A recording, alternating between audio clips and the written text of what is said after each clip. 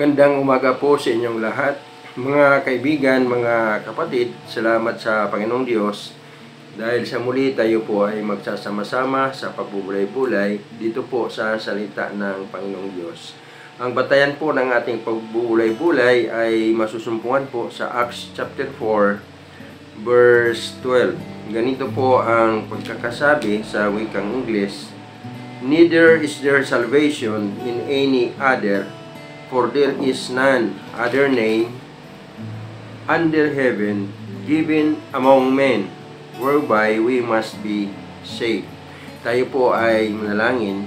Ama naming Diyos, maraming salamat Ama sa pagkakabasa ng iyong banal na salita. Tulungan niyo po kami, Panginoon, na maipaunawa mo sa amin sa pamamagitan ng iyong banal na Espiritu kung ano po ang aming matututunan sa mga pagbubulay-bulay na ito. Sana maitanim mo ito sa aming mga puso, mailagay din sa aming mga kaisipan, Panginoon, para sa ganon maging gabay po namin sa aming mga buhay. Gabayan niyo po ako, Ama, sa umagang ito, sa pangalan po ng Panginoong Hesus. Amen. Uulitin ko po ang aking binasa kanina. Neither is there salvation in any other, for there is none other name under heaven given among men whereby we must be saved.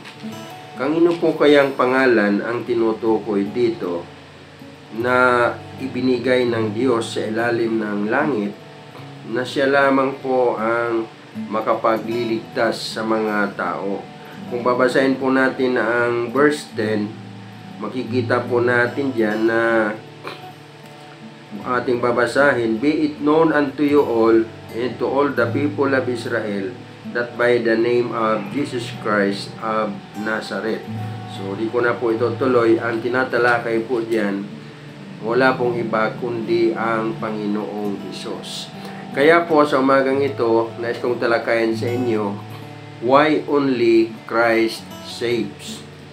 Kasi po, ang sabi sa talata, walang ibang pangalan na ibinigay kundi si Kristo lamang. Number 1, because Christ claimed it, sapagkat ito ay inako ng Panginoon. Sa John 14:6, ganito po ang pagkakasabi, "Jesus said unto him, I am the way, the truth, and the life. No man cometh unto the Father but by me."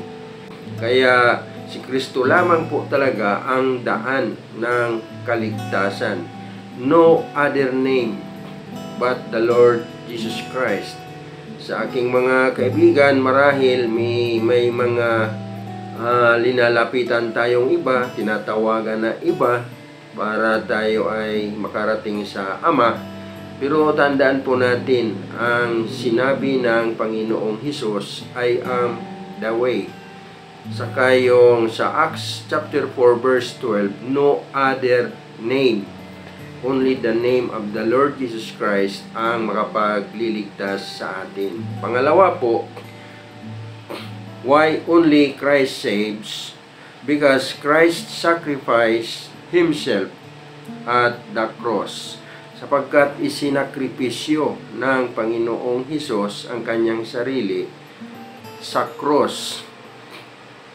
Kung atin pong babasahin ang Hebrews chapter 9 verse 26, sa kalagitnaan po, "But now once in the end of the world hath He appeared to put away sin by the sacrifice of Himself."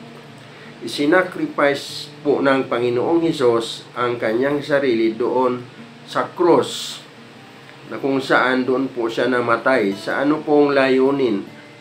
Sabi po diyan, to put away sin. Yan po pala ang dahilan.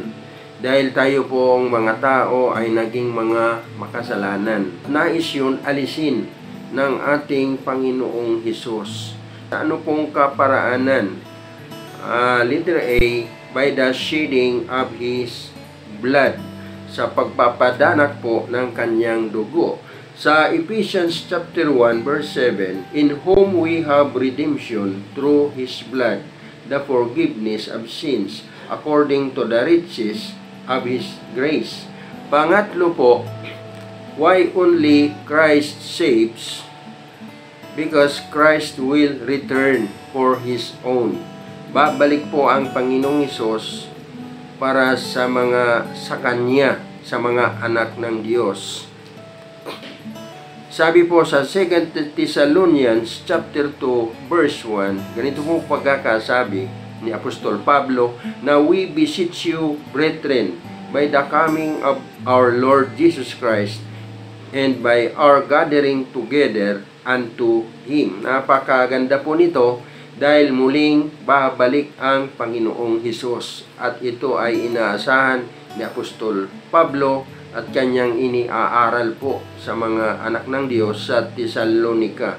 At pagka si Kristo ay bumalik na po sa atin, tayo ay kanyang kukunin, magkakaroon po ng pangmalakihang pagkakatipon. Sabi po diyan, together unto Him. Saan na po ito?